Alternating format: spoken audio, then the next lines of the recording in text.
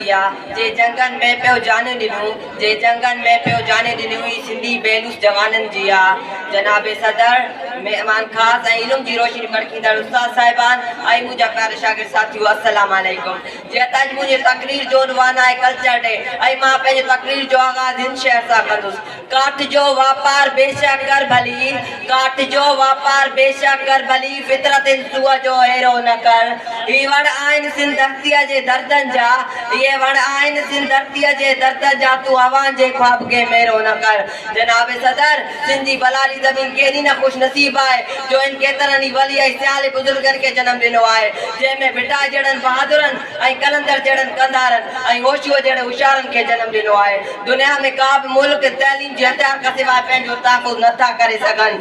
अफसोस अफसोस सिंध में इमरजेंसी लागू है सिंध जे तालीम वाले खाते में जी मामलो कार्रवाई पियो है सिंध जे गोठन का शहरन का वटी गोठन ताई स्कूलन ने कॉलेजन की हालत तमाम घणी खराब है। किते स्कूलन के पियण लाए पानी ना है किते स्कूलन के इमारतूं फर्नीचर ना है। जनाबे सदर सिंध आज़ीम मुगल अकबर बादशाह चयो त सिंध के दोस्त बड़ा शिकस्त दे तो सके छाकाणि त एक सिंधी सीए जड़ी ताकत रखंदी है। मोहम्मद गजनवी चयो त अगर सिंधी पाण में मुतहद थी वञन त पूरे दुनिया में लाजवाल हुकूमत कायम करे सघंदा। इंडियन आर्मी चयो त अगर पाकिस्तान में सिंधार कयो वञे त पूरो पाकिस्तान पाणो असां हिक हफ्ते में करे सघूं था।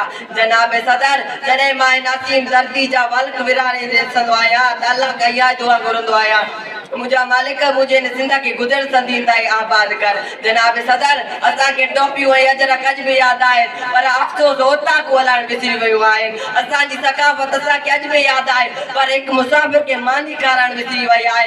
अज उनन भेण जी इज्जत ना है। जनाब सदर असा जे मुआशरे में न्याण के गलत निगाह जी नजर सा डिठो विंदो है न्याण जे हकन के चीरे चबाड़े हड़प कयो विंदो है। जनाब सदर सिंध धरती असा कयो जरूर पुछंदी त मुआवा के मोर मांजा पुट दिना हर दौर में पेंजा कूदल गोठाया तवा मुझे लाए छा कयो। जनाब सदर सिंध असा के ओई चई रही है त पेंजी सिंधी सार लो आखिर में मां बेटाई सरकार दी शायर जय पे जाए वटदो ए मोर सिंधी शा जोर सिंधी विक चोर तुमा कुर्बान थिया ए मोर सिंधी शा जोर सिंधी विक चोर तुमा कुर्बान थिया हर रंजन जो सिंध दुश्मन जो कद गोर तुमा कुर्बान थिया।